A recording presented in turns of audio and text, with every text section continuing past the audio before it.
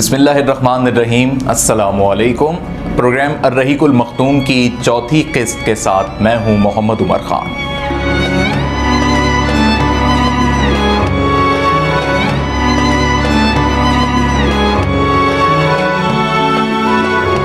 रिवायात में है कि 12 जमादी-उस-सानी को हज़रत अब्दुल्ला रज़ी अल्लाह ताला अन्हो का निकाह हज़रत बीबी आमना रज़ी अल्लाह ताला अन्हा से होता है और ये शादी का एक बंधन बन जाता है। इसी तारीख़ में ये भी बताया गया है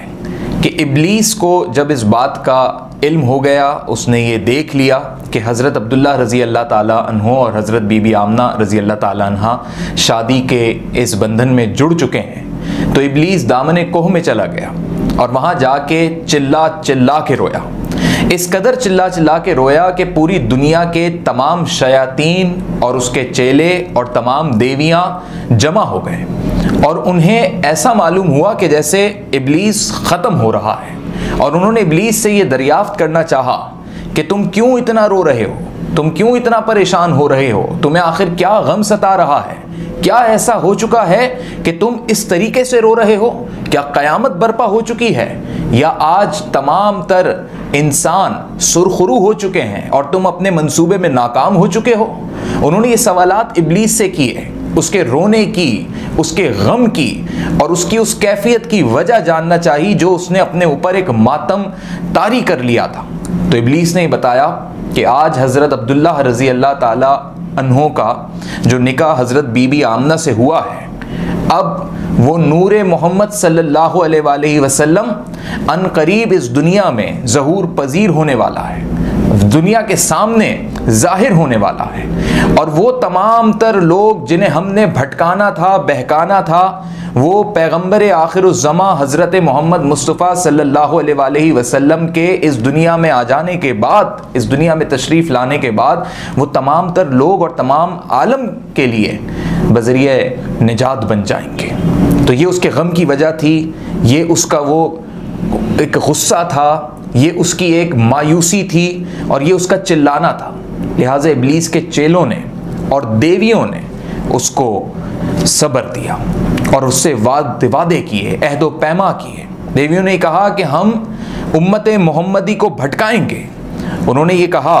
कि हम इन्हें फहाशत की तरफ राग़िब करेंगे, हम इन्हें नींद में मुब्तला करेंगे, हम इनके अंदर बुग़्ज़ भर देंगे, हम इनके अंदर अदावत डालेंगे, हम इनके अंदर आपसी लड़ाइयों में, इनको टोलों में और इनको तकसीम दर तकसीम करते चले जाएंगे और हम इन्हें मालो दौलत की चमक से और बिलखुसूस फहाशत के ज़रिए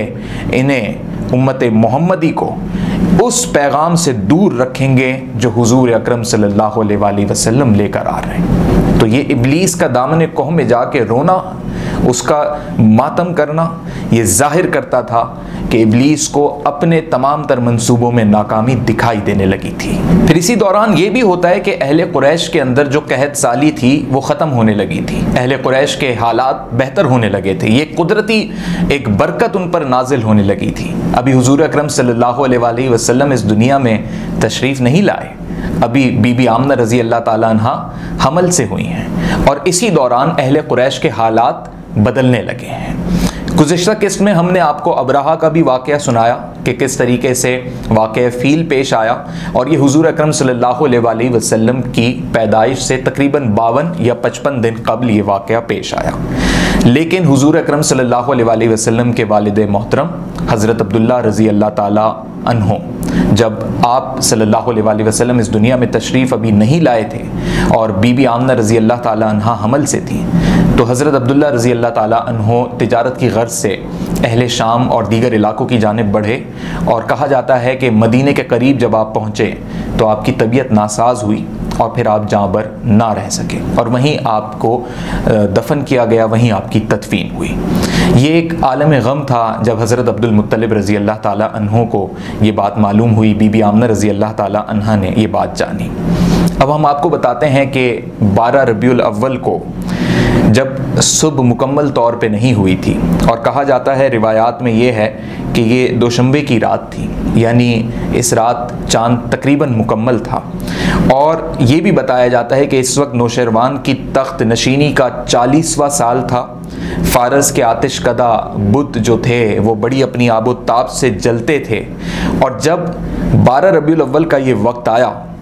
और कुछ रिवायात में कुछ और तारीख़ें यानी 8 रबीउल अव्वल का भी ज़िक्र है, लेकिन तमाम तर आइमा का ज़्यादातर उलमा कराम और मौर्रिखीन का इस बात पर इत्तेफाक है कि ये 12 रबीउल अव्वल की रात थी, जिस रात हुजूर अकरम सल्लल्लाहु अलैहि वसल्लम की पैदाइश हो रही थी। इससे कबल हज़रत आमना रज़ी अल्लाह ताला अन्हा को चंद दिन कबल एक ख्वाब दिखाई दिया, और उस ख्वाब का जिक्र उन्होंने हज़रत अब्दुल मुत्तलिब रज़ी अल्लाह ताला अन्हु से किया था। और वो ख्वाब ये था कि उन्होंने गैब से एक आवाज़ सुनी थी जिसमें उन्हें ये बताया गया था कि आमना, तुम जिस लड़के को पैदा कर रही हो ये पैगम्बर आखिरुज़्ज़मा हज़रत मोहम्मद मुस्तफ़ा सल्लल्लाहु अलैहि वसल्लम अल्लाह के रसूल हैं। जब इसका जिक्र उन्होंने अपने ससुर यानी हज़रत अब्दुल मुत्तलिब रज़ी अल्लाह ताला अन्हु से किया,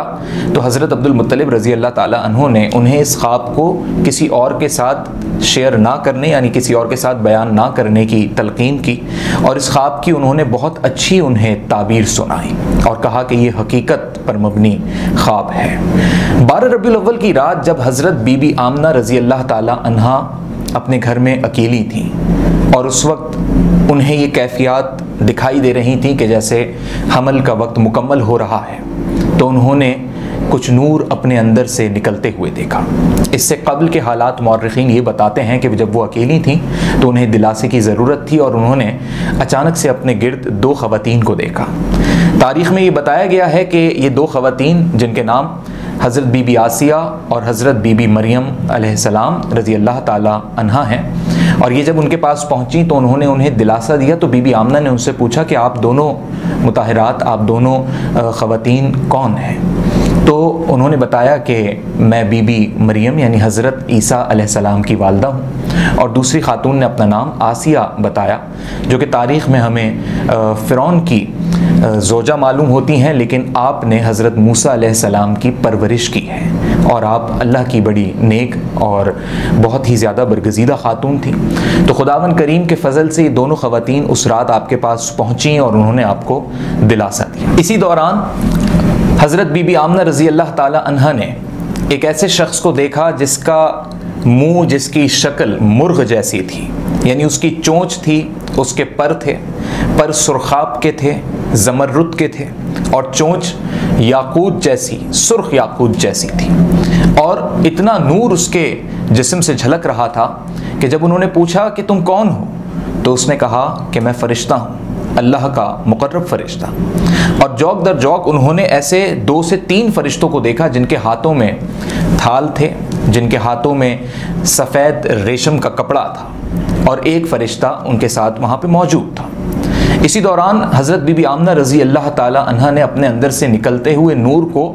बहुत हद तक बढ़ते हुए देखा। इस हद तक बढ़ते हुए देखा कि आप रज़ी अल्लाह ताला अन्हा फरमाती हैं कि उस रात मेरे घर में कोई जलाने का दिया भी मौजूद नहीं था, कोई शमा भी नहीं थी, लेकिन वो नूर इतना रोशन था कि पूरा घर उससे रोशन हो चुका था, और मुझे ये लग रहा था कि रोशनी बाहर तक जा रही है। और अहले मक्का के, अहले कुरैश के वो लोग जो उस रात जागे हुए थे, जिन्होंने वो मनाजिर देखे, तो उन्होंने ये बातें बताई कि हमने मक्का के अंदर इससे पहले इतनी रोशनी नहीं देखी थी, और इस कदर रोशनी कि मक्का में बैठे हुए लोगों को शाम दिखाई देने लगा, यानी मीलों की मसाफत पर मौजूद शाम की वो रियासत दिखाई देने लगी जो रोशनी मक्का से निकल रही थी। हज़रत अब्दुल मुत्तलिब रज़ी अल्लाह ताला अन्हु ने खुद ये मनाजिर देखे, और फिर बीबी आमना रज़ी अल्लाह ताला अन्हा फरमाती हैं कि मुझे उस रोशनी से मक्का के दरीचे दरीचे दिखाई देने लगे, यानी काबतुल्लाह मेरे सामने बिल्कुल वाज़े दिखाई दे रहा था,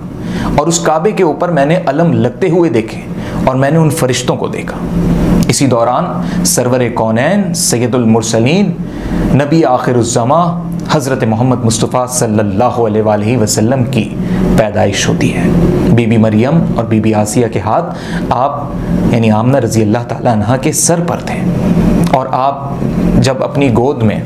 हज़रत मोहम्मद मुस्तफ़ा सल्लल्लाहु अलैहि वसल्लम को देखती हैं तो आप देखती हैं कि नूर से भरपूर, यानी नूर ही नूर रोशनी ही रोशनी और एक खूबसूरत तरीन बच्चा आपकी गोद में है। इसी दौरान फरिश्ते आगे बढ़ते हैं और हुजूर अकरम सल्लल्लाहु अलैहि वसल्लम को अपनी गोद में लेते हैं और आप सल्लल्लाहु अलैहि वसल्लम का मुंह मुबारक एक फरिश्ता बिल्कुल अपने मुंह के पास कर लेता है और वो जो पढ़ता है तो हुजूर अकरम सल्लल्लाहु अलैहि वसल्लम जिनकी अभी पैदाइश हुई है, जो अभी इस दुनिया में तशरीफ़ लाए हैं, आप भी वो सुन के पढ़ने लगते हैं। वो फरिश्ता पढ़ता है अशहदु अल्ला इलाहा इल्लल्लाह व अशहदु अन्ना मुहम्मदन अब्दुहु व रसूलुहु, कि मैं गवाही देता हूँ कि अल्लाह रब्बुल इज़्ज़त के अलावा कोई और माबूद नहीं और मैं मोहम्मद सल्लल्लाहु अलैहि वसल्लम अल्लाह का बंदा और रसूल हूँ। एक फरिश्ता फिर और आगे बढ़ता है और कुछ आप सल्लल्लाहु अलैहि वसल्लम के कान में फरमाता है। फिर एक फरिश्ता आगे बढ़ता है जिसके पास सोने का थाल है, उसमें रेशम का कपड़ा है और जब वो उस कपड़े को खोलता है तो बीबी आमना रज़ी अल्लाह ताला अन्हा फरमाती हैं कि उसमें से एक अंगूठी निकलती है। और फिर जब हुजूर अकरम सल्लल्लाहु अलैहि वसल्लम जिनकी अभी पैदाइश हुई है, आपके दोनों कांधों के दरमियान वो अंगूठी जो कि मोहर है, उस मोहर को वहाँ पे सब्त कर देते हैं। इस तरह मोहर नबूवत हुजूर अकरम सल्लल्लाहु अलैहि वसल्लम की पैदाइश के वक्त आपके दोनों कांधों के दरमियान सब्त कर दी जाती है। फिर फरिश्ते एक दूसरे को मुबारकबाद देते हैं। मज़ीद फरिश्ते वहाँ पे तशरीफ़ लाते हैं, हुजूर अकरम सल्लल्लाहु अलैहि वसल्लम का दीदार करते हैं। और जब सुबह का वक्त होता है और जब हज़रत अब्दुल मुत्तलिब रज़ी अल्लाह ताला अन्हो बीबी आमना रज़ी अल्लाह ताला अन्हा के हुजरे के पास तशरीफ़ लाते हैं, क्योंकि वो रोशनी उन्हें वहीं से निकलती हुई दिखाई दे रही होती है और हज़रत अब्दुल मुत्तलिब रज़ी अल्लाह ताला अन्हो ये जान लेते हैं कि हुजूर अकरम सल्लल्लाहु अलैहि वसल्लम की पैदाइश हो चुकी है। तो आप हुजरे के बाहर से ही पूछते हैं कि आमना क्या हुआ है? बीबी आमना रज़ी अल्लाह ताला अन्हा फरमाती हैं कि लड़का हुआ है। उस लड़के को दादा अपनी गोद में लेते हैं। पूरा अहले अरब बिलखुसूस अहले कुरैश के लोग मक्का के पास यानी काबतुल्लाह के पास जमा हो जाते हैं और जब आप उस हसीन और जमील बच्चे को लेके दादा अपनी गोद में निकलते हैं तो सब इस बात के मुंतज़िर होते हैं कि इस बच्चे का नाम क्या है, सब जानना चाहते हैं। और हज़रत अब्दुल मुत्तलिब रज़ी अल्लाह ताला अन्हो फरमाते हैं कि इस बच्चे का नाम है मोहम्मद। इससे पहले ये नाम इतना मारूफ नहीं था, ना किसी ने सुना था। सब हैरान और परेशान हो जाते हैं, मोहम्मद ये कैसा नाम है, इससे पहले तो हमने कभी नहीं सुना। बातें शुरू हो जाती हैं। इसी दौरान चचा अबू तालिब उसी मजमे से निकलते हैं और कहते हैं मोहम्मद अल्लाह के सबसे प्यारे बंदे का नाम है और वो नाम हुजूर अकरम सल्लल्लाहु अलैहि वसल्लम की शनाख्त बन जाता है। अल्लाह अकबर, क्या पता था कि ये इतना प्यारा इसमें गिरामी आगे चल के हम सब मुसलमानों को, इस दुनिया के इंसानों को कलमे की सूरत में मिलेगा कि हम सब रोज़ ला इलाहा इल्लल्लाह मुहम्मदुर रसूलुल्लाह कहेंगे। हुजूर अकरम सल्लल्लाहु अलैहि वसल्लम की विलादत बासादत का ये वाक़या जो कि प्रोग्राम अर्रहीकुल मख्तूम में आपके सामने पेश किया गया है, ताकि आगे चल के अर्रहीकुल मख्तूम की दीगर एक साथ में हम हुजूर अकरम सल्लल्लाहु अलैहि वसल्लम के आगे के अय्याम का जिक्र कर सकें। इस वाक़े के दौरान अगर जाने अनजाने में मुझसे या भूल से कोई ऐसा जुमला या लफ्ज़ निकला हो जिससे कोई गलती सरज़द हुई हो तो मैं अल्लाह के हुजूर माफ़ी का तलबगार हूँ। अस्सलामु अलैकुम व रहमतुल्लाह।